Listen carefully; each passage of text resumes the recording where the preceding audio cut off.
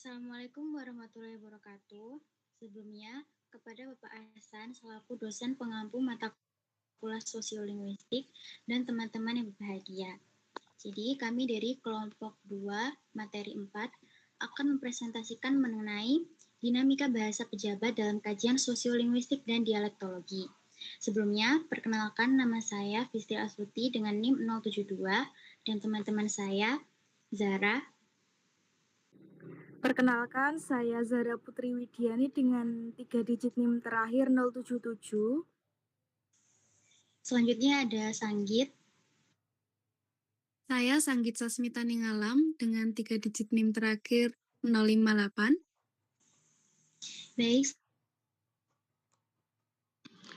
Saya Ida Zimza dengan 3 digit NIM terakhir 059.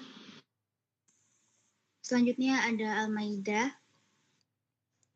Saya Almaida Rahmasari Warsidi dengan 3 digit NIM terakhir 048. Baik, selanjutnya ada Indah.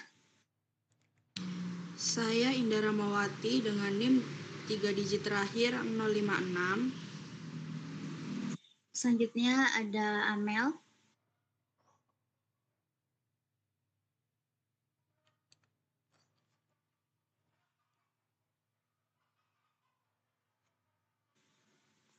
Baik, selanjutnya ada Putri. Saya Putri Ulandari dengan NIM digit terakhir 064.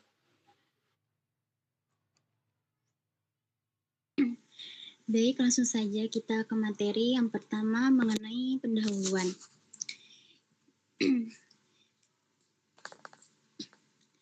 Jadi, dialektologi dan sosiolinguistik sama-sama mengkaji variasi bahasa dalam masyarakat, tetapi dengan fokus yang berbeda. Dialektologi meneliti variasi bahasa berdasarkan faktor geografis, sedangkan sosiolinguistik melihat variasi bahasa berdasarkan faktor sosial seperti status, kelompok, dan situasi tutur. Nah, jadi meskipun keduanya sama-sama membahas variasi bahasa, objek kajiannya tidak sepenuhnya sama. Dialektologi lebih menitik beratkan pada perbedaan bahasa yang muncul karena perbedaan wilayah, seperti dialek daerah tertentu yang memiliki ciri khas tersendiri. Sementara itu, sosiolinguistik lebih menekankan bagaimana bahasa digunakan oleh penutur dengan latar belakang sosial yang berbeda, misalnya perbedaan bahasa antara kelompok usia, tingkat pendidikan, dan lain sebagainya. Jadi dengan kata lain, perbedaan keduanya terletak pada faktor penyebab variasi bahasa yang dikaji. Selanjutnya akan disampaikan oleh rekan saya, Iit. Baik, izin untuk melanjutkan. Bahwasannya variasi bahasa itu muncul karena adanya perbedaan latar belakang sosial dan juga budaya penutur. Setiap kelompok masyarakat memiliki ciri kebahasaan tertentu yang menjadi identitas sosialnya. Menurut Purwaningrum dan Pangestu 2021, dalam perspektif sosiolinguistik, bahasa berfungsi sebagai alat membangun identitas, solidaritas, dan kekuasaan dalam masyarakat. Kurning dan kawan-kawan 2024. Bisa dilanjutkan?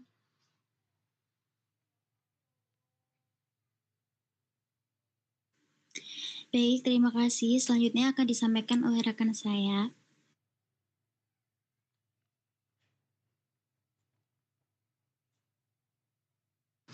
Baik, selanjutnya ada analisis fenomena video kampanye. Yang pertama, yaitu Rano Karno belusukan di Glodok.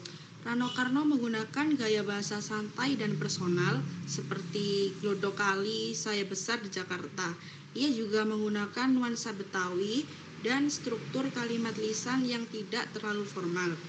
Secara dialektologis, penggunaan nuansa lokal yaitu Betawi atau Jakarta menunjukkan adanya adaptasi terhadap wilayah geografis dan budaya masyarakat setempat. Nah, secara sosiolinguistik sendiri, gaya santai ini membangun kedekatan dan solidaritas antara warga dengan pejabatnya. Selanjutnya disampaikan oleh teman saya.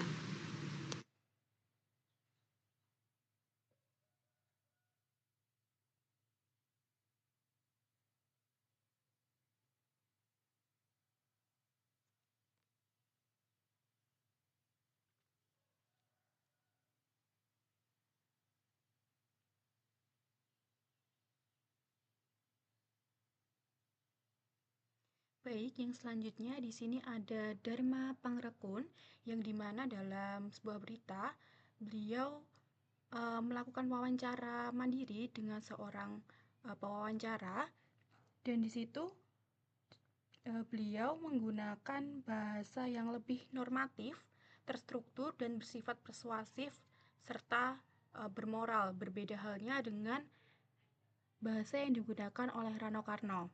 Dalam hal ini, Dharma menggunakan diksi yang lebih ideologis dan moral, seperti prosesnya harus halal, lalu harus beradab, dan juga keringat kita sendiri. Dari wawancara tersebut, secara sosiolinguistik, pilihan diksi tersebut menunjukkan strategi pembentukan citra sebagai pemimpin bermoral dan berintegritas. Hal ini menunjukkan variasi bahasa berdasarkan konteks sosial atau bahasa yang digunakan di dalam forum dialog resmi. Baik, yang selanjutnya akan disampaikan oleh rekan saya.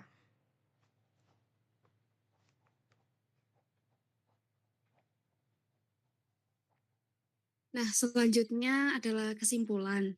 Jadi, berdasarkan analisis yang telah dipaparkan, perubahan gaya bahasa dalam video kampanye itu menunjukkan bahwa bahasa tidak bersifat netral. Dalam perspektif sosiolinguistik, bahasa itu selalu disesuaikan dengan konteks sosial dan audiens yang dihadapi. Nah, sedangkan dari sudut pandang dialektologi, penggunaan nuansa bahasa lokal atau ungkapan khas daerah bukan sekedar variasi linguistik, melainkan bentuk adaptasi geografis dan kultural. Dengan kata lain, gaya bahasa dalam kampanye menjadi alat strategis untuk membentuk citra, menunjukkan keberpihakan, dan menciptakan kedekatan sosial antara kandidat dan audiensnya. Selanjutnya akan dilanjutkan oleh rekan saya. Nah, dengan demikian, variasi bahasa dalam kampanye politik itu bukan sekadar perbedaan cara berbicara, yang melainkan sebagai strategi komunikasi yang dimana mempertimbangkan faktor sosial dan juga geografis sesuai materi yang kami dapatkan. Kemudian, bahasa juga digunakan secara sadar untuk menyesuaikan diri dengan konteks, memperkuat identitas, serta membangun relasi kekuasaan dan juga solidaritas. Jadi, oleh karena itu, analisis bahasa di dalam kampanye itu tidak hanya penting dari sisi linguistik ataupun kebahasaan, tetapi juga dari sisi sosial dan juga budaya. Karena di dalamnya itu tercermin dinamika hubungan antara bahasa, masyarakat, dan juga kekuasaan.